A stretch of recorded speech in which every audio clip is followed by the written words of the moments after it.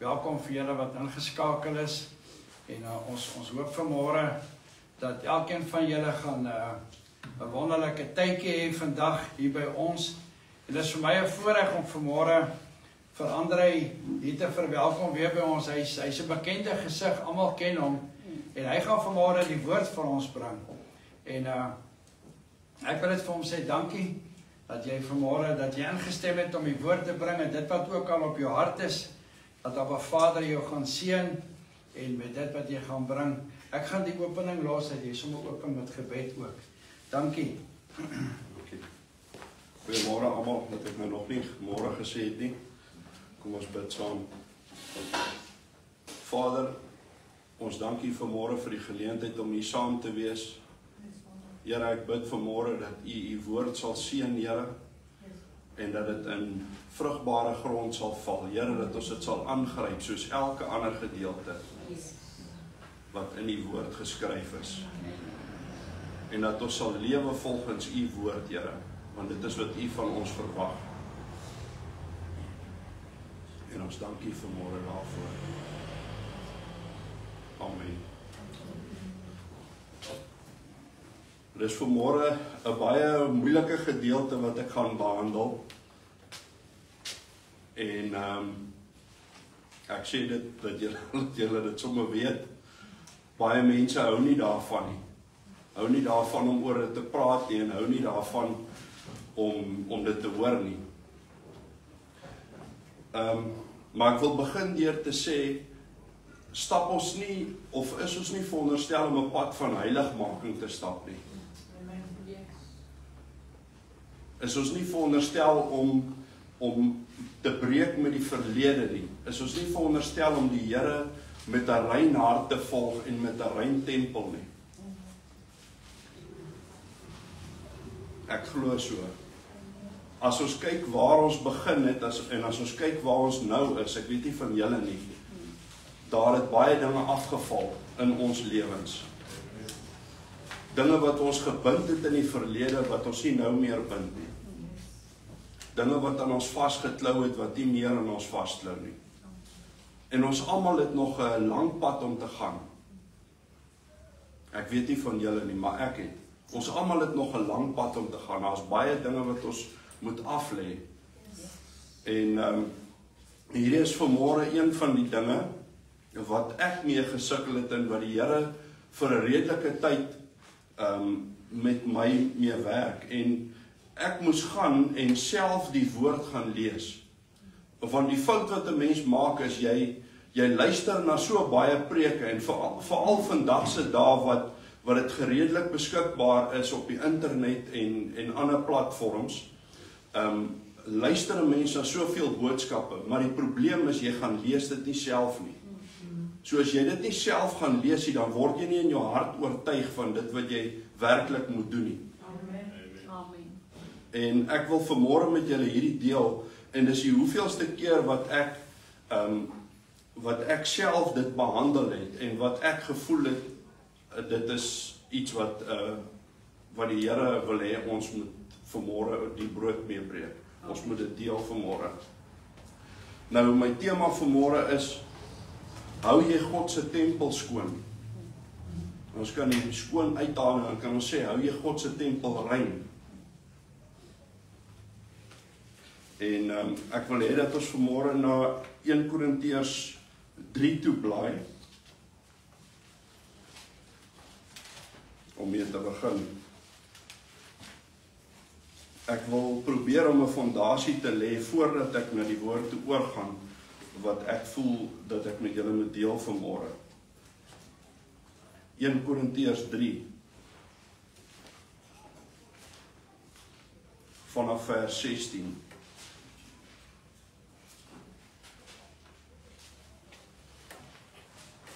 En die woord sê, weet julle nie dat julle 'n tempel van God is en die Gees van God in julle woon nie? Dis 'n vraag. Weet julle nie dat julle 'n tempel van God is en die Gees van God in julle woon nie? As iemand die tempel van God skend, sal God hom skenk, Want die tempel van God is heilig. En dit is julle. Is ons heilig. Ons streef na heiligmaking. Maar volg ons die woord van God tot op die letter.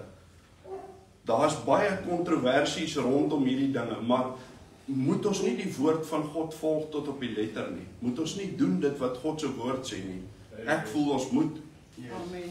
Ek voel ons moet. Ek wil julle terugneem na die begin.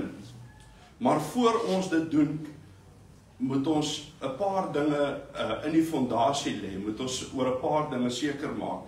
En vir dit kom ons blaai na 2 Timoteus 3.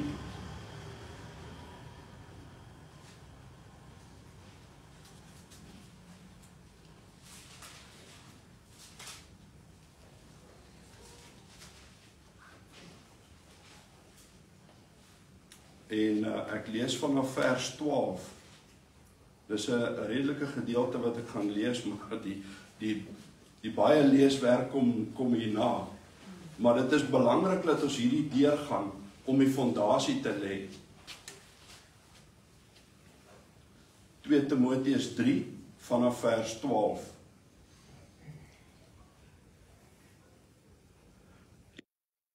Wat ook godvrugtig wil lewe in Christus Jesus sal vervolg word. Maar goddelose mense en bedrieërs sal voortgaan van kwaad tot erger. Luister mooi. Hulle wat verlei en verlei word. Maar bly jy in wat jy geleer het en waarvan jy verseker is, omdat jy weet van wie jy dit geleer het.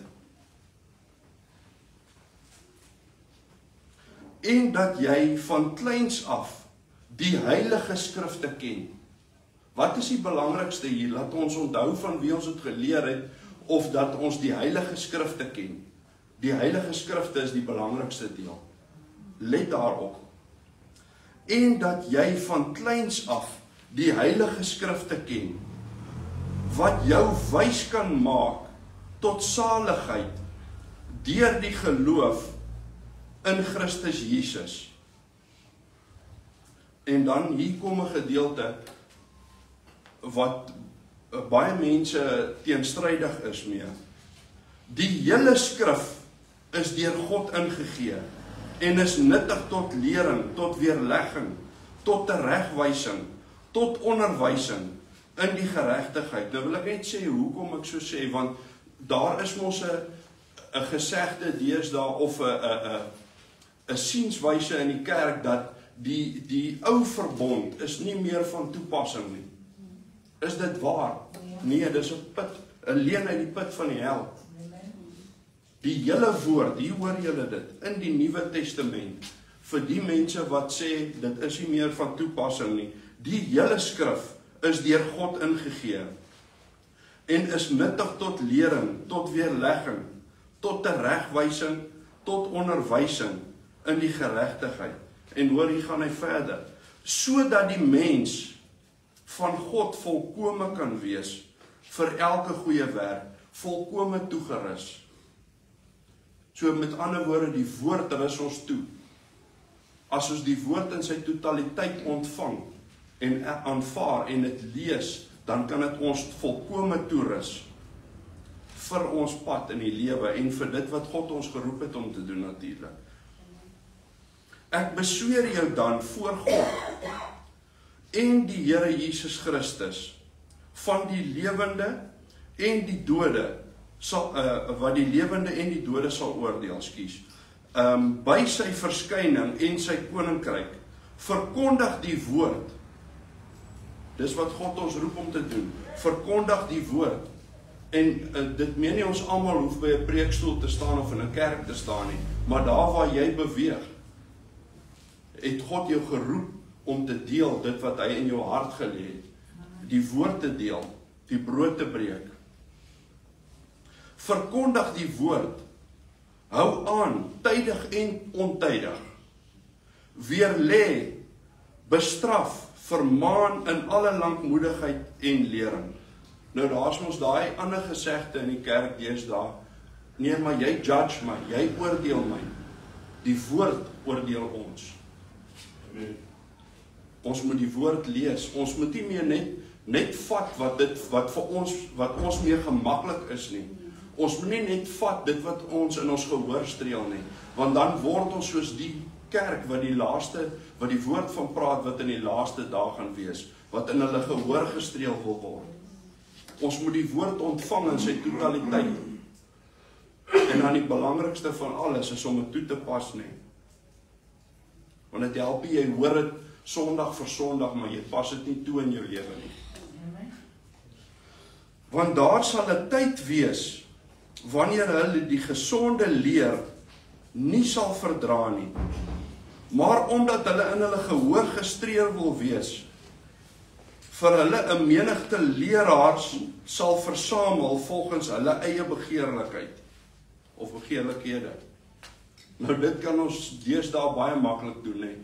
Ons sit by die huis en ons sit die TV aan en as daai ou nie sê wat ons wil hoor nie, dan kan ons kanale verander.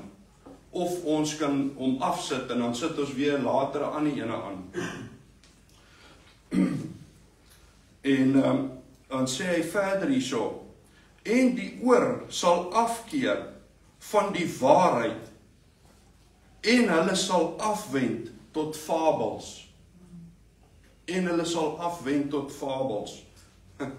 En nou baie mense kan nou sê, ja, fabels is nou Joodse fabels en is nou hierdie fabels, maar wat ek vir jou sê, in die laaste dae, die fabels wat daar is mense leerstellings en mense dogmas, wat die kinders van God van die pad aflei. Amen. En ek gaan nie vanmôre name noem nie, maar daar's kerke wat vol sit van mense wat wil hoor wat hulle wil hoor.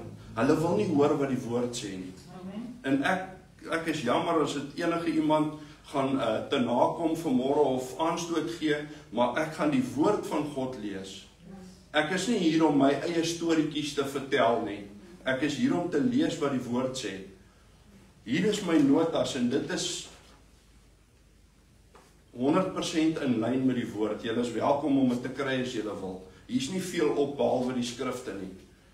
En ek glo dit is hoe dit moet wees.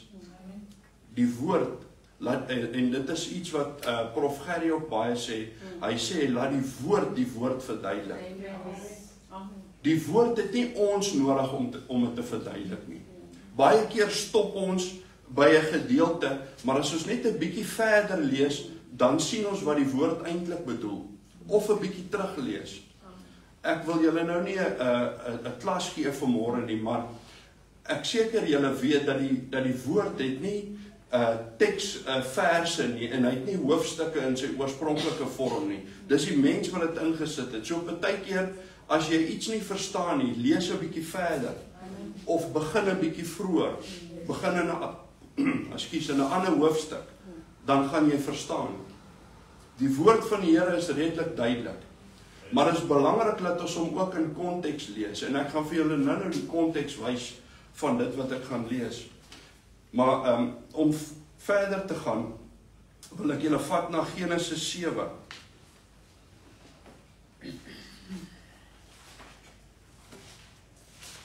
En ek gaan vanaf vers 1 lees.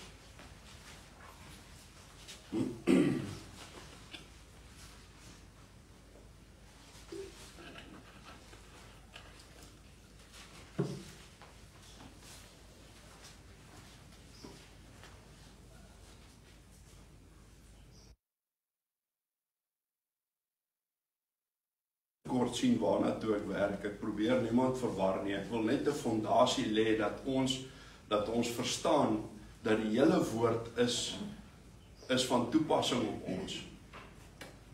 Ek wil 'n paar dinge uit die weg ruim misverstande, en ons gaan baie van dit sien aan die einde van die boodskap, wanneer ons na ander skrifte toe kom.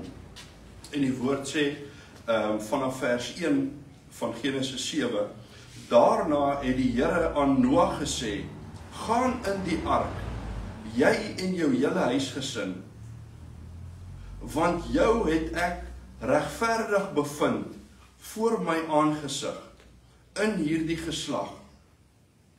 Van al die reindiere moet jy vir jou telkens 7 paar neem. Let wel, die reindiere 7 pare. So met ander woorde, as dit nou 'n bees was dit 14 gewees, want dit is 7 pare, nee. Die bul en sy koei, byvoorbeeld nou. En ons gaan verder. Die mannetjie met sy wyfie. Hoor mooi verduidelik die woorde. Dit is eintlik maklik om te verstaan. Maar van die diere wat nie rein is nie, 2. Die mannetjie met sy wyfie. Nou net vir interessantheid, 'n mens sal nou vra, hoekom het hy van die onrein diere minder gevat? As ek dink aan 'n spesifieke tipe dier, hulle het baie meer kleintjies op een slag, so hulle vermeerder baie vinniger. Dis maar net vir interessantheid. Ek het dit nou nie in die woord gelees nie, maar dit is wat my verstand vir my sê. Kom ons gaan net so 'n bietjie verder. Ook van die voëls van die hemel telkens 7 paar. Die mannetjie met die wyfie, om die geslag in die lewe te hou op die hele aarde. En ek gaan met hierdie ene eers daar stop. Nou, julle sal seker wonder hoekom ek dit lees, maar bly net met my, of gee my net 'n kans en julle gaan sien. Kom ons gaan blaai om na Genesis 8 toe. En ek lees vanaf vers 17.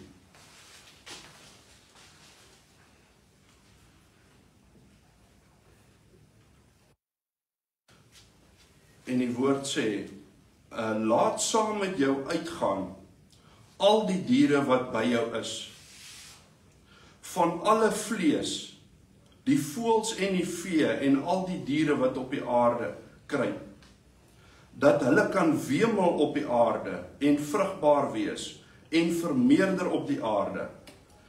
Toe gaan Noag uit en sy seuns en sy vrou en die vroue van sy seuns saam met hom.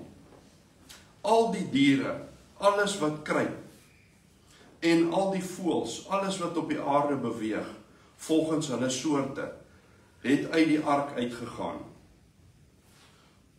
En Noag het vir die Here 'n altaar gebou en van al die reindiere en al die rein voëls geneem en brandoffers op die altaar gebring. En die Here het die lieflike geur geruik en die Here het in sy hart gesê, ek sal die aarde verder nie meer vervloek ter wille van die mens nie, want die versinsels van die hart, van die mens se hart is sleg van jongs af. Met hierdie gedeelte gaan ek ook net eers hier stop. Maar ek wil vir julle vra, hoor julle iets hierso? Hy het, dit is Noag, hy het uit die reindiere vir die Here geoffer. Die reindiere was meer, as hy van die onrein diere gevat het, dan was daar niks oor om voort te plant nie. Maar hoekom het hy reindiere gevat? Want dis 'n voorskrif van die Here. Die Here wil nie onrein diere hê nie. En hier wil ek net begin om te vra, is dit nie ook hoekom die Here wil hê dat ons rein diere moet eet nie? Want hy is heilig. Hy wil niks onrein voor hom hê nie. En dan wil ek net so 'n klein stukkie verder lees hierso. En God het Noag en sy seuns geseën en aan hulle gesê, wees vrugbaar en vermeerder en vul die aarde. Die vrees en die skrik vir julle sal wees oor al die diere van die aarde en al die voëls van die hemel, alles wat op die aarde beweeg, en al die visse en die see. Hulle is in julle hand oorgegee. Alles wat beweeg en lewe sal julle voedsel wees. net soos die groen plante, gee ek dit alles aan julle. Net die vleis met sy siel, met die bloed, mag julle nie eet nie. Ek wou daai gedeelte net lees, want glo dit of nie, ek weet nie of almal dit weet nie, daar's mense wat bloed eet.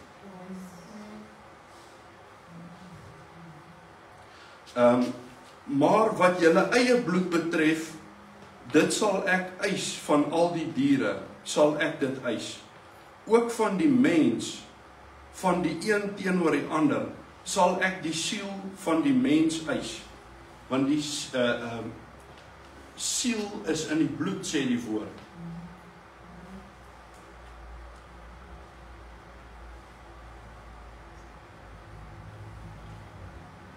En nou wil ek julle vat na Levitikus 11 toe.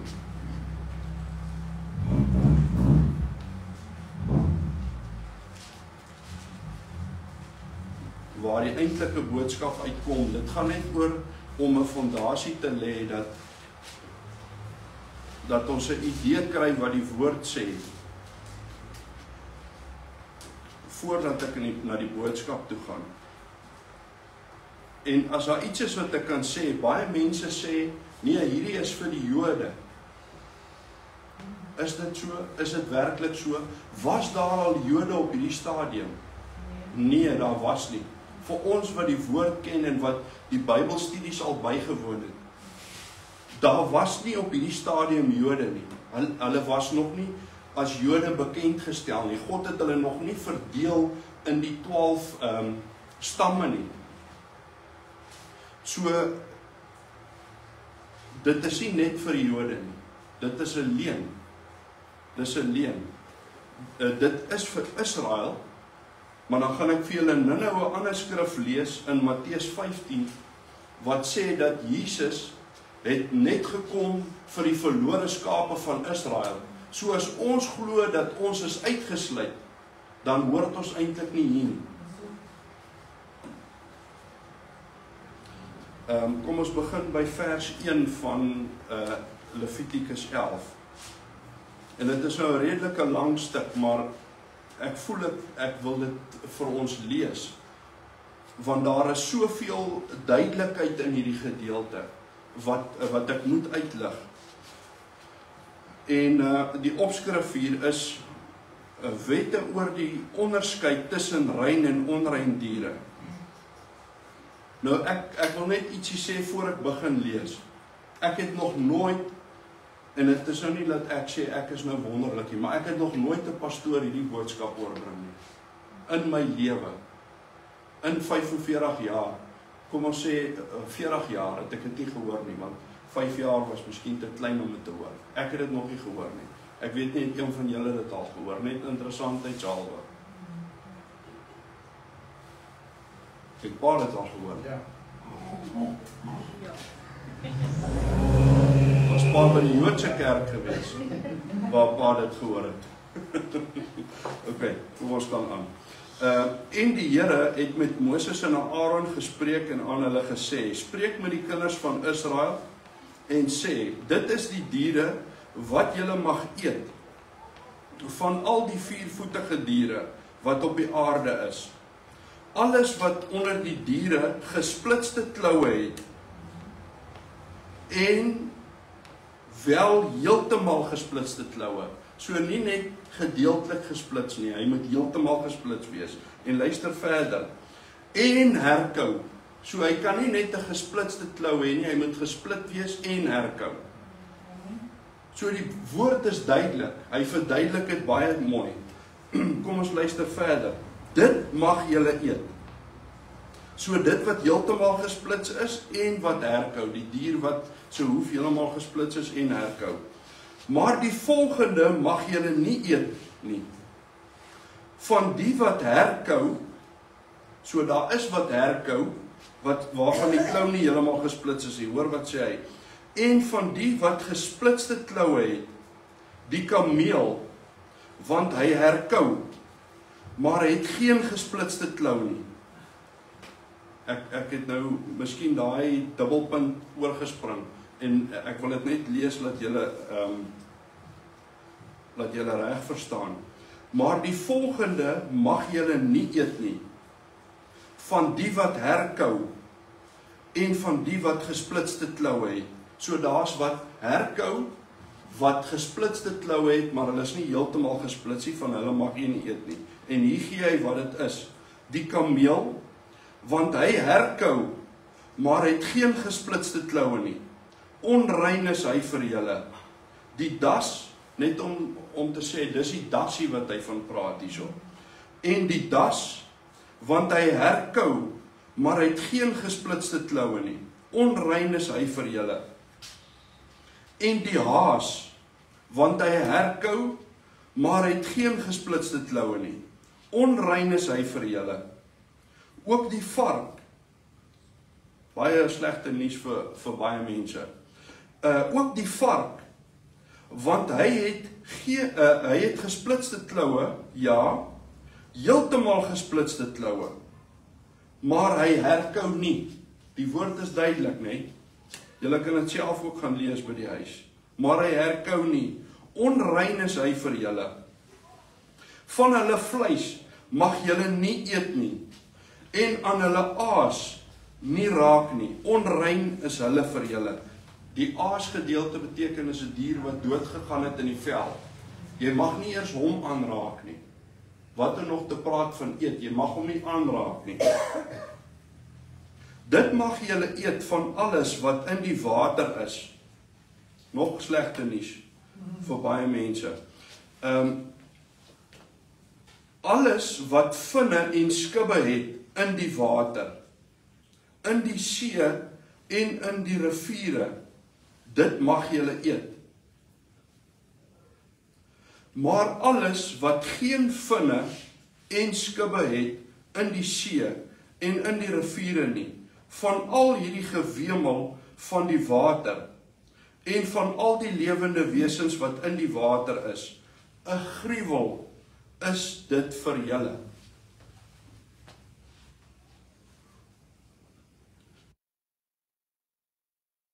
Voorbeeld gee, wat het vinne, maar wat het die skubbe nie? Die jong klomp bietjie daarso. Haai, ja, mooi. Wie dit gesê? Ek kwalifiseer jy as die jong klomp. Ja. Ek grap sommer, ek wou gehad het, daai moet vir my sê, ek is bang hulle raak in die slaap. En kan julle vir my 'n voorbeeld gee van 'n dier in die see wat vinne het, maar nie skubbe nie? Ok, dis skulpvis wat julle nou van praat, dan het nie vinne of skubbe nie, maar is reg, dis ook deel van dit. Seekat. So net dit wat vinne en skubbe het, dit mag ons eet, nee. So hierdie mossels wat op die klippe vassit, mag ons hulle eet. Hulle het mos vinne en skubbe, nee, hulle het nie. En nou sal julle vra hoekom. En ek kan nie vir julle al die antwoorde gee nie, maar daar is sekere antwoorde wat ek vir julle kan gee. Kom ons gebruik gou, ons is nog nie by die voëls nie, maar kom ons gebruik gou die voëls as 'n voorbeeld. Die kraaie op die pad, wat doen hulle? Hulle eet aas. Ja, hulle maak skoon. So hulle is die skoonmakers. Wat doen die hyenas in die bosveld? Hulle eet aas. Hulle is die skoonmakers. So al hierdie diere, dis my opinie, wat ons nie mag eet nie. Hulle is skoonmakers. Die onrein diere, hulle is skoonmakers. Ek wil nou nie daai voorbeeld gebruik, hier is 'n voorbeeld in my agterkop, maar kom ek gaan dit los. Maar soos die skulpvis in die see, hulle is die skoonmakers. Hulle filtreer water, haal plankton uit en haal die onsuiverhede uit die water uit. Dis waarom ons hulle nie moet eet nie, want hulle is onrein vir ons. Dit sê die Here vir ons, nie ek nie. Ekskuus nou, ek bring die boodskap, hulle mag miskien kwaad wees vir my, maar dis nie my boodskap nie, dis die Here wat dit sê, Tannie Rika. Wat ek wil sê nie, as jy, ek is daar ondervind, as ek iets eet wat nie reg is en dan word ek siek. Dit gebeur. Ek word siek van vat. Dit gebeur met sommige mense, ja. Kom ons gaan verder. Dit mag julle eet van alles wat in die water is, alles wat vinne en skubbe het in die water, in die see en in die riviere, dit mag julle eet. Maar alles wat geen vinne en skubbe het in die see en in die riviere nie, van al die gewemel van die water en van al die lewende wesens wat in die water is, 'n gruwel is dit vir julle, veronderstel om te wees. Ja, 'n gruwel moet hulle vir julle wees. Van hulle vleis mag julle nie eet nie. En hulle aas moet julle vir 'n gruwel hou. Alles wat geen vinne of skubbe in die water het nie, 'n gruwel is dit vir julle. Daar word dit net bevestig weer, net duidelik gemaak. En die volgende moet julle van die voëls vir 'n gruwel hou. Hulle mag nie geëet word nie. 'n Gruwel is hulle, die arend en die lammervanger en die aasvoël en die kuikendief en die valk volgens sy soorte. Elke kraai volgens sy soorte en die volstruis en die naguil en die seemeeu en die klein valk volgens sy soorte. En die steenuil en die visvanger en die steenuil. Die een is met 'n dubbel en die ander ene is steenuil. Dit klink dieselfde, maar dit is nie. En die silweruil en die pelikaan en die klein aasvoël en die groot sprinkaanvoël, die reier volgens sy soorte, die hoep en vlermuis. Al die insekte met vlerke wat op 4 pote loop, 'n gruwel is hulle vir julle. Maar die volgende mag julle eet van al die insekte met vlerke wat op 4 pote loop, wat bokant die pote springbene het, om daarmee op die grond te spring. So dis 'n springkaan, né? Kan sommer klaar hoor waar en gaan dit. En as jy dink Johannes die Doper het springkane en heuning geëet. So dit is vir ons volksvreemd, maar vir hom was dit 'n lekker my gewees. Iemand hier agter sjoe gesê. Van hulle mag julle die volgende eet: die trekspringkaan volgens sy soorte en die boomspringkaan volgens sy soorte en die springer volgens sy soorte en die voetganger volgens sy soorte. Maar al die ander insekte met vlerke met wat 4 pote het, 'n gruwel is hulle vir julle. En deur hierdie diere word julle verontreinig. Elkeen wat aan hulle aas raak, sal tot die aand toe onrein wees. En dis raak, né? Nie eet nie. Die Here het mos gesê moenie eet nie. Hy sê die wat aan hulle raak gaan onrein wees. So hy praat nie hier van eet nie. Hy het klaar gesê ons moet nie. En elkeen wat van hulle aas dra, hy sê tot net as jy hom dra, moet sy klere was en sal tot die aand toe onrein wees. Aan al die diere wat gesplitste kloue het, wat nie heeltemal gesplits is nie, en wat nie herkou nie, onrein is hulle vir julle. Elkeen wat aan hulle raak, sal onrein wees. En alles wat op kaalpote loop, dit meen wat nie 'n hoef het nie, soos 'n kat en 'n hond, daai voorbeeld kan ek vir julle gee. Op kaalpote rondloop, onder al die 4-voetige diere, onrein is hulle vir julle. Elkeen wat aan hulle aas raak, sal tot die aand toe onrein wees. Ook hy wat hulle aas dra, moet sy klere was en sal onrein wees tot die aand toe. Onrein is hulle vir julle. En die volgende is vir julle onrein sonder die ongediertes wat op die aarde wemel. Ekskuus, onder die ongediertes, nie sonder nie, onder die ongediertes wat op die aarde wemel. Die mol, die muis, die akedus, volgens sy soorte. En hierdie wil ek nou net lees oor Arminiese. En die krimpvarkie, en die geitjie, en die klipsalamander, en die koggelmander, en die verkleermannetjie. My seentjie Armin het 'n krimpvarkie gehad, en Rina het vir hom 'n huisie buite gebou, en toe gaan krap die honde hom oop, en die krimpvarkie is weg tot vandag toe. En dis ook 'n onrein dier, so ons moet eintlik ook nie aan hulle vat nie, want dit maak ons onrein. Dis wat die woord sê. Dan wil ek amper sê, julle kan hierdie verder gaan lees. Ek gaan 'n deel van dit nou oorslaan. As julle my net 'n sekonde sal gee, wil ek net gou kyk waar ek gaan stop. Ekskuus nou vir dit. Ok, ek gaan vanaf vers 41 weer lees. En al die ongediertes wat op die aarde wemel is 'n gruwel, dit mag nie geëet word nie. As julle daai nou nie lekker verstaan het, lees in die vorige vers weer. Alles wat op die buik seil en alles wat op 4 pote loop, so met ander woorde slange en dit wat op 4 pote loop, dit wat nie hoewe het nie. Ook alles wat baie pote het, naamlik die ongediertes wat op die aarde wemel. Julle mag dit nie eet nie, want dit is 'n gruwel. Moenie julle self 'n gruwel maak deur enige ongedierte wat wemel nie. Julle moet julle daaraan nie verontreinig, sodat julle daardeur onrein word nie. Is dit nie duidelik nie? Ek lees dit net gou weer. Moenie julle self 'n gruwel maak deur enige ongedierte wat wemel nie. Vir wie 'n gruwel maak? Vir God 'n gruwel maak.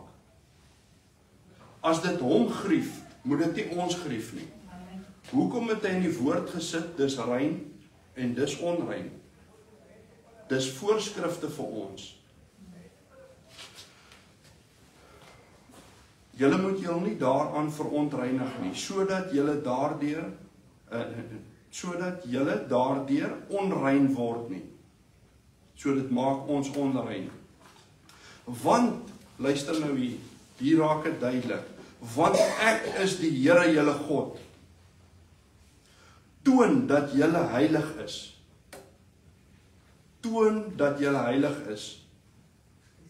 En wees heilig, want ek is heilig. Daarom verontreinig julle self nie deur enige ongedierte wat op die aarde kruip nie. Duidelik, nee, redelik duidelik. En ek wil net ietsie sê, ek weet, dis nie maklik om te hou by dit wat die Here gesê het nie. Die Here het ook nêrens gesê dit gaan maklik wees nie. Kom ek gee julle net 'n voorbeeld wat ons gesin aanbetref. Ons het toe ons hier gebly het en dit ook nie baie breed gehad het nie. Toe wil ons by die voorskrifte van die Here hou. En die ding is, varkvleis is mos so baie goedkoper. Dis selfs in sommige gevalle goedkoper as hoender, wat 'n stapel voedsel behoort te wees vir almal, en dis iets wat rein is. So dis nie maklik nie. 'n eenvoudige ding, daai jong man, en seker sy boeties ook, maar hy's erg oor 'n hotdog, 'n worsbroodjie. En nou, die meeste van die hotdogs wat jy kry in die winkels, het vark in. En dan ons moes nou duurder betaal, soos in somme 20 en 30 rand duurder, om iets te kry wat nie vark in het nie. Want ons wil ons kinders so leer, soos wat die Here op ons hart lê, soos wat die Here met ons deel. So dis nie maklik nie. En ek het medelee met mense wat nou hierdie boodskap hoor, en wat dit nie breed het nie. Maar jy moet kies. Jy moet kies. Gaan jy die Here volg in alles, tot op die letter, of gaan jy compromise? Jy kan nie compromise nie, ons kan nie compromise nie. Gaan ons alles reg doen? Nee, ons gaan nog foute maak in ons lewe, op ander gebiede, maar ons begin by die klein goedjies, by die eenvoudige goedjies, dit wat ons kan doen, moet ons doen, en die Here vra om ons die krag te gee, en die wysheid te gee om die res te doen. Kom ons gaan verder, en hoor wat sê die Here hierso, want ek is die Here, wat julle uit Egipte land laat optrek het, om julle God te wees.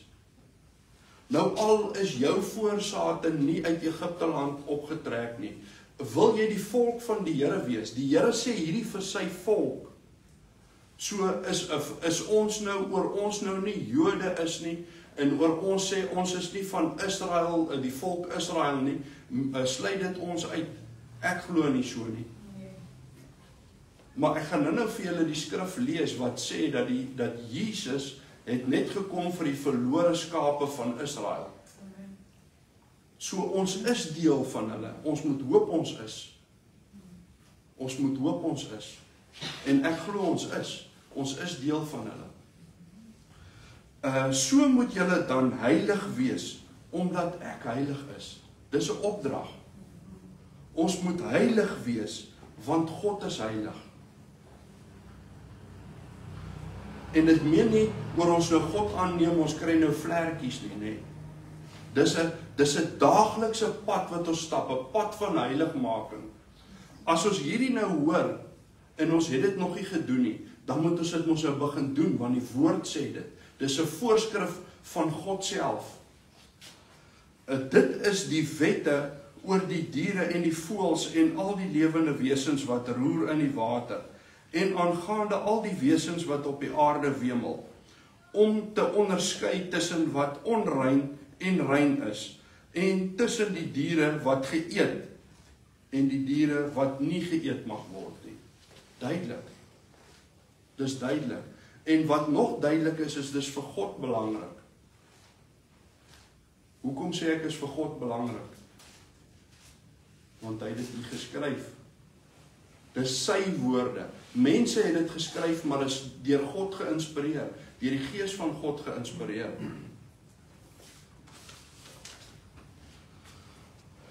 Nou wil ek julle vat na 'n paar van die misverstande toe in die woord, wat mense verkeerd interpreteer.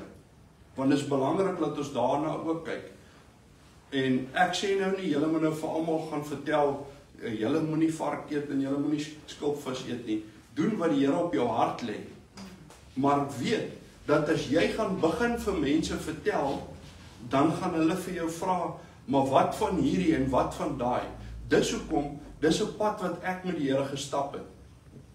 Ek moes self hierdie dinge gaan lees, om seker te maak, is dit die waarheid? Toe ek sien dis die waarheid, toe moes ek gaan kyk, okay, nou, daar is misverstande dan, want sommige mense sê, jy mag maar. En hulle haal dit uit die woord uit, maar gaan nou vir julle wys, dis 'n leuen. Dis, die duiwel verblind die mense, dis al wat ek kan dink. Of die mense lees net tot waar hulle sê, o nee, dit is nou so. En hulle lees nie verder nie. Want in 'n verdere gedeelte sien jy, nee, dit is toe nou nie so nie. Of as jy bietjie teruglees, dan sien jy, nee, dis glad nie wat die skrif sê nie. Die mense haal die goed uit konteks aan. Kom ons gaan na, ek sal nou by Matteus 15 kom vir julle, wat dit wil hoor. Handelinge 10, kom ons gaan na Handelinge 10 toe.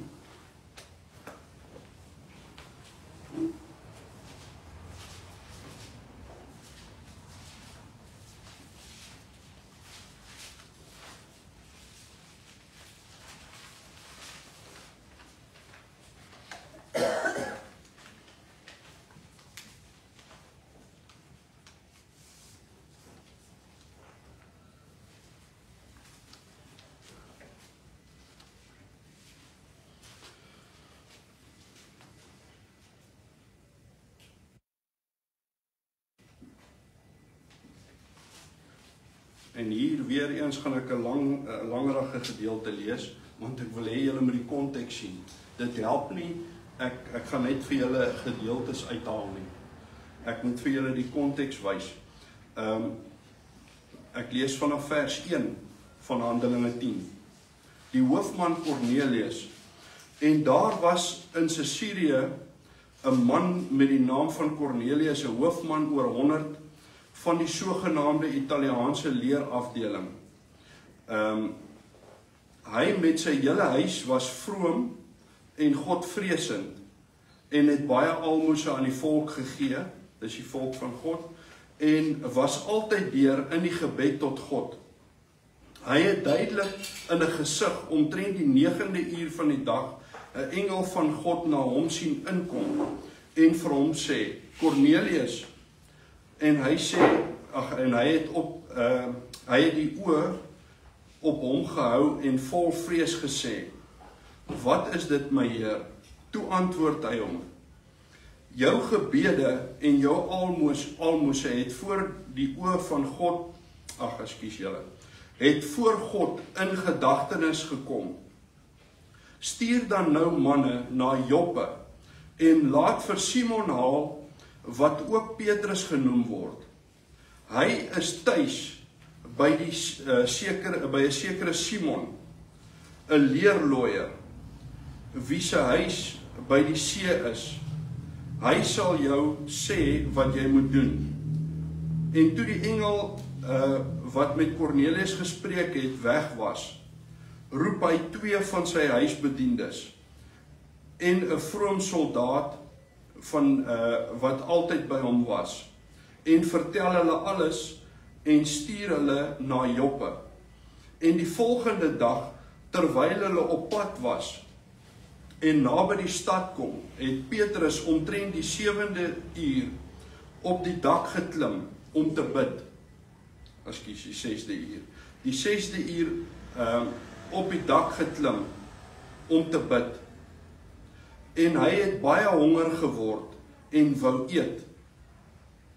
En terwyl hulle besig was om klaar te maak, het daar 'n verrukking van sinne oor hom gekom. Hy sien die hemel geopen en 'n voorwerp soos 'n groot laken na hom afdaal, wat aan die 4 hoeke vasgebind is en op die aarde neergelaat word. Daarin was al die 4-voetige diere van die aarde en die wilde en die kruipende diere en die voëls van die hemel. Toe kom daar 'n stem na hom, staan op Petrus, slag en eet. En Petrus sê, nooit nie Here, want ek het nooit iets onheiligs of onreins geëet nie. En dan lees ons verder, en dit het 3 maal gebeur, en die voorwerp is weer in die hemel opgeneem, en terwyl Petrus by homself daaroor verleë was, wat die gesig tog kon beteken, wat hy gesien het, staan die manne wat deur Cornelius gestuur was, daar by die poort, en verneem na die huis van Simon, en hulle roep en vra of Simon, wat ook Petrus genoem word, daar tuis is. En terwyl Petrus nadink oor die gesig, sê die Gees vir hom, daar is 3 manne wat jou soek. Staan dan op, klim af en gaan saam hulle sonder om te twyfel. Want ek het hulle gestuur.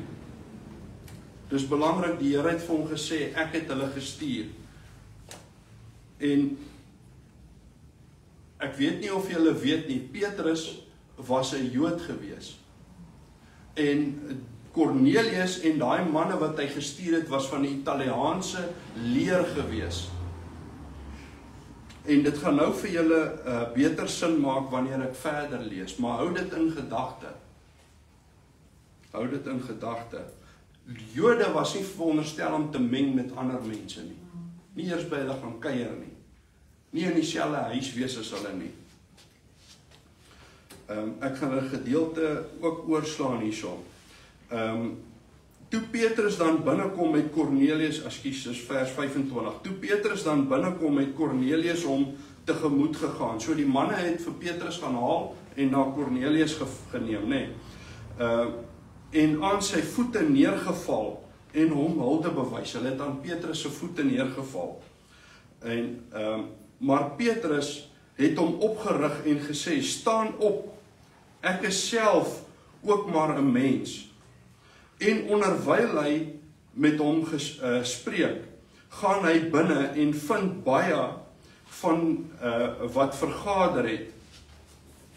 En hy sê vir hulle, julle weet dat dit ongeoorloof is vir 'n Joodse man om met iemand van 'n ander volk omgang te hê of hom te besoek. Maar God het my getoon dat ek geen mens onheilig of onrein mag noem nie. So, wat hoor julle? Dit iets met eet uit te waai. Dit is baie snaaks, dat die laken is nou uit die hemel uit neergesak, en daar is allerhande diere in, en allerhande voëls in, en daar word gesê, eet, slag en eet. En hier gaan dit eintlik nie oor slag en eet nie, dit wat jy moet eet nie, maar dit gaan oor om nie ander mense rein of onheilig te ag nie. Want dit is God se voorskrif. Nou kan ek net hier sê, hierdie is ook nie uit God se woord nie, dit is die Talmud, dit is die Joodse geskrifte wat sê dat ander mense is onrein. Soos byvoorbeeld as hier nou 'n ortodokse Jood, hy sal nie sy voet hier binne insit nie, want ons is onrein en ons is onheilig, net hulle is heilig en rein. So dit is ook nie wat God sê nie, dit is wat die Jode, dis die Joodse gebruik. En ek gaan vir julle nou nog van die ander Joodse gebruike ook lees hierso. Iemand van 'n ander volk omgang te hê of hom te besoek nie. So hulle mag nie eers ander volke se mense besoek nie. God het my getoon dat ek geen mens onheilig of onrein mag noem nie. Daarom het ek, toe ek gehaal is, gekom sonder om te spreek.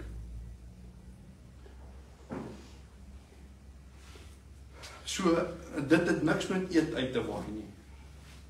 Die Here het die gesig gebruik om vir Petrus te wys, hy moet niemand onrein of onheilig ag nie, hy moet gaan doen wat God hom gestuur het om te doen. En julle is welkom om hierdie deel verder te gaan lees. Ek gaan nie die hele gedeelte lees nie.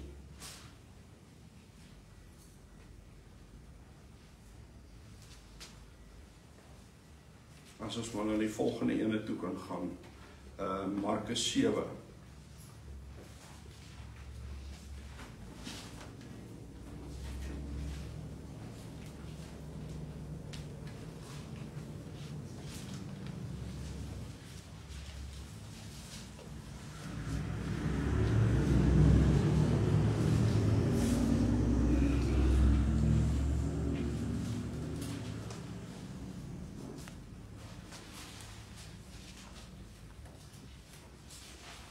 En ek lees Markus 7 vanaf vers 1.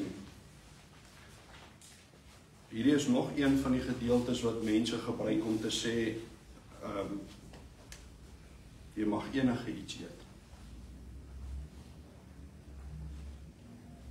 Die woord sê ook mos dat God is vandag en môre en tot in ewigheid dieselfde. So hoekom sal God dit in die Ou Testament skryf, wat ons moet eet, en dan in die Nuwe Testament dan verander hy van plan. Weet hy dan nie wat hy wil doen nie? God weet alles. God weet die einde van die begin af. So God is nie de mekaar nie. Dis ons wat de mekaar is. Ons wat die goed verkeerd lees en interpreteer soos wat dit ons pas. Hierso is 'n gedeelte wat praat van die oorlewering van die ou mense. Dit is die Joodse gebruike, die Talmud Maasim en Takanot en al die geskrifte wat hulle het, wat sê hoe hulle dit doen, en hoe hulle dit veronderstel is om te doen, en hulle oorhandig dit van geslag tot geslag aan mekaar, en as die rabbi voel, hy moet nog dit byskryf, dan skryf hy dit by. En dit is wet. En hulle sien dit as dit staan gelyk aan die woord van God, en dit doen nie. Dit doen nie.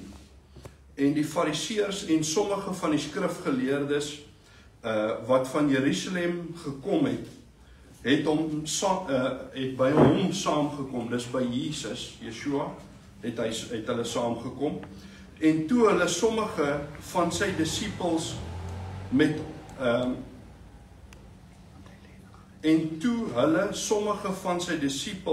met onrein, dit is ongewaste hande, sien brood eet, het hulle dit afgekeer. Hulle het hulle met ongewaste hande gesien eet, en hulle dit afgekeer. Want die fariseërs en al die Jode eet nie as hulle nie deeglik die hande gewas het nie, omdat hulle vashou aan die oorlewering van die ou mense. Meen dit is verkeerd om hande te was as jy eet? Nee. Maar hulle het baie wette en reëls wat gevolg moet word. Hier hoor julle. Dis die was van hande en baie ander dinge is daar wat hulle aangeneem het om te onderhou, die wassery van bekers en kanne en kopergoed en bedde. Daarop stel die fariseërs en die skrifgeleerdes hom die vraag, dis vir Jesus, waarom wandel u disippels nie ooreenkomstig die oorlewering van die ou mense nie, maar eet brood met ongewaste hande? En hy antwoord en sê vir hulle, tereg het Jesaja oor julle geveinstes geprofeteer, soos geskrywe is, hierdie volk eer my met hulle lippe, maar hulle hart is ver van my af. Maar te vergeefs vereer hulle my deur leringe te leer wat gebooie van mense is. Waar jy daai gebooie van mense hoor en van oorleweringe hoor, kan jy maar weet, dis Talmud, Takanot, Maasim en al daardie geskrifte van die Jode. So, wat sê hy hierso? Maar te vergeefs vereer hulle my deur leringe te leer wat gebooie van mense is. Want terwyl julle die gebod van God nalat, hou julle aan die oorlewering van mense vas. Die wassery van kanne en bekers en ander dergelike dinge van dieselfde aard doen julle. So daar sê Jesus vir hulle doen nie oorleweringe van mense, maar hulle doen nie wat hy sê nie. Hulle doen nie sy gebooie nie. En hy sê vir hulle, julle staan dit goed om die gebod van God op sy te sit. Een kant toe te skuif. Die gebod van God op sy te sit. En so julle oorleweringe te onderhou. Want Moses het gesê, eer jou vader en jou moeder, en hy wat die vader of moeder vloek, moet sekerlik sterwe. Maar julle sê, 'n mens aan sy vader of sy moeder sê, enige voordeel wat u van my mag geniet, is korban. Dit is 'n offergawe. Dan laat julle hom nie meer toe om iets vir sy vader of sy moeder te doen nie. Ek gaan hierdie gedeelte net oorslaan. Ek wil vir julle die gedeelte lees wat die mense aanhaal dan. Wat heeltemal uit konteks uit is. Hierso is waar Jesus vir hulle sê, vanaf vers 14. En hy het die hele skare na hom geroep en vir hulle gesê, luister almal na my en verstaan.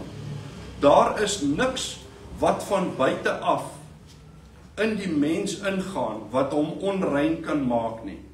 Maar die dinge wat van hom uitgaan, Dit is die dinge wat die mens onrein maak. Sien julle, dit klink bedrieglik. As jy nou nie die konteks lees nie, as jy nie die voorafgaande hoofstukke en verse lees, dan klink dit nou vir jou, joh, die Here het nou van plan verander. Ons kan nou maar enige iets eet, want daar's niks wat van buite af in die liggaam ingaan, wat die liggaam vuil maak nie. Maar dit is nie so nie. Lees verder, hoor wat sê hy hierso. As iemand ore het om te hoor, laat hom hoor. En toe hy van die skare af in die huis gekom het, vra sy disippels hom oor die gelykenis. En hy sê vir hulle, is julle ook so sonder verstand? Begryp julle nie, dat alles wat van buite af in die liggaam ingaan, hom nie onrein kan maak nie? Omdat dit nie ingaan in sy hart nie, maar in die maag, en dit gaan in die heimlikheid uit, en maak al die voedsel rein. En hy sê, wat uit die mens uitgaan, dit maak die mens onrein. Want van binne, uit die hart van die mens, kom die slegte gedagtes, egbreek, hoerery, moord, diewery, hebsug, boosheid, bedrog, losbandigheid, afguns, lastering, hoogmoed, dwaasheid. Al hierdie booshede kom van binne uit die mens en maak die mens onrein. Hierso het Jesus nie gepraat van iets wat jy eet nie. Ek wil net gou hier sê, en ek gaan nie 'n naam sê nie, 'n ou tannie het vir my gesê, toe ek met haar oor dit praat, toe sê sy vir my, maar die Here het nie vir my gesê dis onrein nie. As die Here vir my sê dis onrein, dan sal ek dit nie eet nie. Nou wat is die woord dan? Praat hy nie met ons hier nie? Het hy nie met ons gepraat in die in die Ou Testament en vir ons gesê wat is rein en wat is onrein nie? Moet die Here nou vir jou met sy mond sê, deur sy gees sê, luister jy dan nie na sy woord nie? Is sy woord nie genoeg nie? Ons moet daarom dink wat ons sê. Heg ons dan geen waarde aan die woord van God nie. Dit is woord wat uit hom uitgegaan het. Dit is wie hy is. Johannes 1. In die begin was die woord en die woord was by God en die woord was God. Aanvaar ons nie wat hy sê nie. Dis geskrywe. As dit geskrywe is, het dit vir ons gesê. Hy gaan nie vir jou in soveel detail sê, jy moet nou nie dit eet en jy moet nou nie dat eet nie. Dis dan opgeskryf vir ons om dit te lees. Ek gaan vir julle nie langer verveel nie. Ek gaan vir julle nog 'n skrif gee. 1 Korintiërs 10 vanaf vers 1. Ek kan julle miskien net vinnig sê waaroor dit gaan. En dan kan julle dit self gaan lees. En daar is nog ander voorbeelde. Soos hierdie wat mense heeltemal uit verband uitdruk.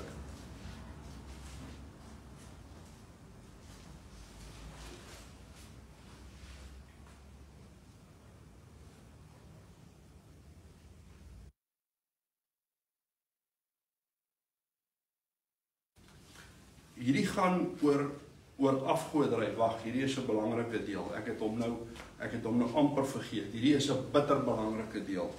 Ek gaan nie die hele gedeelte lees nie. Julle kan dit gaan lees. Dit gaan oor vlees wat aan afgode geoffer is, of 'n mens dit mag eet. Kom ek lees dit gou hier 'n gedeelte vir julle. Vanaf vers 17. Ekskuus julle, miskien moet ek maar vanaf vers 14 lees. Daarom my geliefdes, vlug vir die afgodediens. Ek spreek soos met verstandige mense, oordeel self wat ek sê. So hy praat nie met onverstandiges hier nie, hy ag hulle as verstandiges. En ek hoop ons is verstandig genoeg dat wanneer ons by hierdie kom, gaan ons self ondersoek instel wat die woord sê. Want julle is ook nie veronderstel om net te vat wat ek sê nie. Julle is ook veronderstel om dit self te gaan ondersoek. Dis hoekom dit is 'n goeie ding om 'n boekie te hê en 'n pen en dit neer te skryf en vir jouself te gaan lees, sodat jy in jou hart seker kan wees, dit is die waarheid. Maar ek het die woord hier voor my en ek lees dit vir julle uit die woord uit. Okay, van daai nou nie weer lees nie. Vers 16. Die beker van danksegging wat ons met danksegging seën, is dit nie die gemeenskap met die bloed van Christus nie. Die brood wat ons breek, is dit nie die gemeenskap met die liggaam van Christus nie. Omdat dit een brood is ons almal een liggaam, want ons het almal deel aan die een brood. Let op Israel, na die vlees. Het die wat die offers eet, nie gemeenskap met die altaar nie. Hulle praat hier van dit wat geoffer is op die altaar, by die tempel, of by die tabernakel, maar dit kan later aan die tempel ook gewees het, want daar was ons eers 'n tent gewees, en toe later 'n tabernakel, fisiese tabernakel wat gebou is, of 'n tempel wat gebou is. So hy sê, daai vlees wat op daai altaar geoffer is, dit het, laat ons gemeenskap hê met daai altaar, en dit verwys na Jesus aan die kruis. Ek gaan verder om die punt deur te bring wat ek vir julle wil sê. Ek wil net daai verduidelik het. Wat sê ek dan? Dat 'n afgod iets is, of dat 'n afgodsoffer iets is? Nee, maar dat die heidene wat die offer aan duiwels offer en nie aan God nie. En ek wil nie hê dat julle met die duiwels gemeenskap moet hê nie. Hy praat nou weer hier van mense wat vleis aan duiwels offer en dan afgode offer. Hy sê ons moenie gemeenskap met hulle hê nie. Dit gaan hier oor vleis eet wat geoffer is aan 'n afgod of aan 'n duiwel. Dis wat dit oor gaan. Niks uit te waai met vark eet of dassie eet of enige iets nie. Ek wil net hê julle moet die konteks sien. Julle kan nie die beker van die Here drink en ook die beker van die duiwels nie. Julle kan nie deel hê aan die tafel van die Here en ook aan die tafels van die duiwels nie. Of wil ons die ywer van die Here opwek? Is ons miskien sterker as hy? Alles is my geoorloof, maar nie alles is nuttig nie. En deur dit te sê hy nie, hy kan nou enige iets eet wat hy wil eet nie. Ek glo julle sien dit, ek hoop julle sien dit. Alles is my geoorloof, maar nie alles is nuttig nie. Alles is my geoorloof, maar nie alles stig nie. Laat niemand sy eie voordeel soek nie, maar elkeen die voordeel van 'n ander. Eet alles wat in die slaghuis verkoop word, sonder om navraag te doen. Dit praat nie van wat rein en wat onrein is nie. Julle het die konteks gesien. Dit praat van, kom ons gebruik 'n voorbeeld in ons huidige lewe. Kry jy vleis in slaghuise wat halal is? Kan jy so 'n bietjie harder praat? Ja, jy kry vleis wat in slaghuise is wat halal is. Is dit 'n ware God waaraan daardie goed gewy is? Nee. So kan ons dit eet? Ja, ons kan dit eet. Ons kan dit eet. Dis waaroor hierdie gedeelte gaan nie. As hulle daar gehaai daar by daai karkas, dit doen niks aan my nie. Dis waaroor hierdie gedeelte gaan. Ons kan dit eet. En die slaghuise is vol van dit deesdae. Alles is mos nou halal. Alles wat jy koop in die winkels ook is gehalal. En dit is wat dit van praat. Nie spesifiek dit nie, maar ander ook. Want, hoor wat sê hy hierso, eet alles wat in die slaghuis verkoop word, sonder om navraag te doen, ter wille van die gewete, want die aarde behoort aan die Here en die volheid daarvan. En as een van die ongelowiges julle nooi, en julle is gewillig om te gaan, eet dan alles wat julle voorgesit word, sonder om navraag te doen, ter wille van die gewete. En mense, daar word gesê ook dat as iemand vir jou vark voorsit, is dit alright, jy kan dit maar eet. Ek sien dit nie so nie. Wat ek hieruit verstaan, en julle kan elkeen julle eie gevolgtrekking maak, dit gaan oor hierdie goed wat geoffer is aan afgode. Ek lees dit gou weer hierdie. En as een van die ongelowiges julle nooi, en julle gewillig is om te gaan, eet dan alles wat julle voorgesit word, sonder om navraag te doen. Kom ek vra julle gou 'n vraag. Ons is nou nie Jode nie, maar as 'n Jood nou hier staan, en iemand wat volgens hom 'n ongelowige is, en hy weet hulle eet vark, gaan hy gaan en saam met hulle gaan eet. Ok, ek wil ook nie. Ek is nie 'n Jood nie, maar ek doen dit oor die Here vir my dit sê. Dis my keuse om dit nie te doen nie. So as jy voel, dis alright vir jou, dis nie alright vir my nie. Al gee ek iemand aanstoot, sê ek vir hulle, ek eet nie dit nie. Askies. Of ek sê, kom ons braai, en dan bring ek my eie vleis saam of iets. Ek gaan nie, ons moet nie kompromieë aangaan nie. Dit is hoe ek daaroor voel.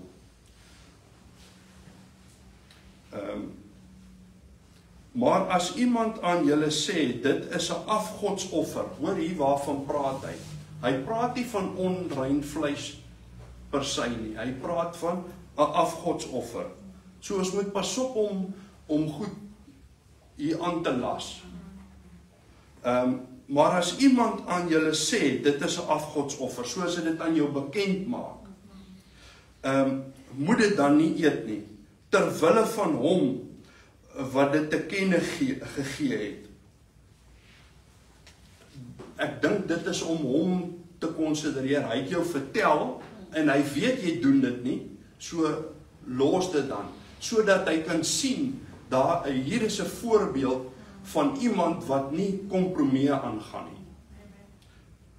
Daar is net een lewende God, en niemand kan daai lam wat God gemaak het en gesê het rein is, onrein maak, deur wat ook al hy doen nie. Dit is wat ek hieruit verstaan. En as iemand vir jou sê, en dit is nou daai ongelowige wat hy sê, wys vir hom, jy staan vir dit wat jy glo. Jy staan by die woord.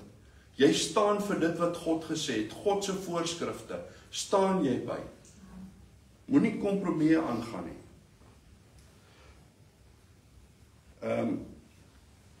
En dis basies daar waar ek wil stop. En hierdie is nie gemik op iemand, as iemand nou dink die pastoor het vir my gesê, julle eet dit of nie. Ek het op hierdie woord het ek besluit, want dit is wat ek behandel het in die tyd wat ek nie hier was nie, en hy het vir my gevra om 'n woord te kom deel vanmôre. Ja, ek het vir hom gesê, maar hierdie is nie gemik op iemand spesifiek nie. Dit kom uit die woord uit, so neem dit aan uit die woord uit. Want wat het hierdie ander gedeelte gesê wat ek gelees het? Wees heilig, want ek is heilig. Dit gaan oor jou verhouding met God. Dit gaan oor jou reinheid. Dit gaan oor jou gehoorsaamheid aan God. So moenie kompromieë maak nie. As ons God wil volg, moet ons God tot die letter volg. In woord en daad, as ek dit beter kan stel. Miskien gaan baie ouens 'n probleem hê met die wat ek sê tot die letter, maar in woord en in daad, volg God in woord en in daad. Dit help ons nie, ons is Sondag Christene nie. Ons is veronderstel om te lewe volgens die voorskrifte van God. Hy het dit vir ons vir 'n rede gegee. En die rede is om dit te volg, om daar volgens te lewe. Ekskuus as ek julle verveel het met 'n bietjie te baie skrifte, dis nie my bedoeling nie, maar ek wil vir julle probeer die konteks gee, sodat julle vir julle self sien. En ek, julle weet dit, maar ek wil vir julle sê, wees versigtig vir die internet. Want as jy nou gaan insit daarso van dietary laws, en jy gaan kyk in die Nuwe Testament, dan gaan hy sê, nee, Jesus het dit alright verklaar, en dit alright verklaar. Dis leens, dis onwaar. En ons het nodig om onsself in te skerp, om met ander mense dit te kan deel. So ek wil vra dat julle dit self weer gaan lees, sodat jy self in jou hart oortuig is, dis wat God sê. Ek weet, dit is wat hy sê. En dis hoekom ek vrymoedigheid gehad het om dit te deel vandag.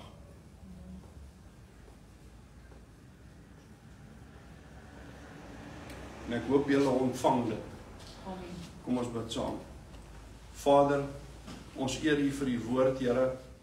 Here, en ek het hier en daar miskien 'n woord of twee omgedraai, Here, maar U weet dis nie my bedoeling nie. Ek bid vanmôre, Here, dat elkeen U woord sal raak sien. In dit, Here. Nie vir my nie. Here, ek is ook net 'n mens en ek maak ook foute, Here.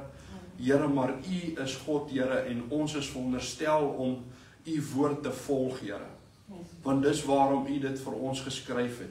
Here, ek vra dat U elke negatiewe gedagte sal bind in elke mens se lewe, Here, in elke mens se gedagte. Here, dat hulle na U woord sal terugkeer, Here. Dat hulle sal vergeet die verkeerde dinge wat hulle geleer het, Here, dat hulle U sal volg met alles in hulle. Here, en ek vra vanmôre dat U sal voorsien in elkeen se behoeftes. Here, dat hulle eerder as om daardie onrein vleis te koop, Here, 'n paar rand meer sal spandeer, Here, om U te eer met alles. Here, want ons lewens gaan daaroor om U te eer, Here, met alles in ons en alles wat ons doen. Here, ons kan nie hier voor almal 'n front voorsit nie, Here, en dan agteraf doen ons nie wat U woord sê nie. Here, ons is veronderstel om te lewe volgens dit wat U vir ons sê. En ek bid dat U ons die krag en die wysheid en die insig sal gee, Here, om U te volg, elke dag nader aan U te kom. Here, om ons tempel skoon en rein te hou, Here, om U nie vir U 'n gruwel te wees nie, Here. In Jesus naam vra ek dit. Help ons, Here, om by U hart uit te kom, Here, om by U voete te gaan sit, Here, en die woord te eet, Here, laat dit soos heuningstroop in ons binneste sal word. In Jesus naam vra ek dit, en ons sê vir U dankie, Here. Amen.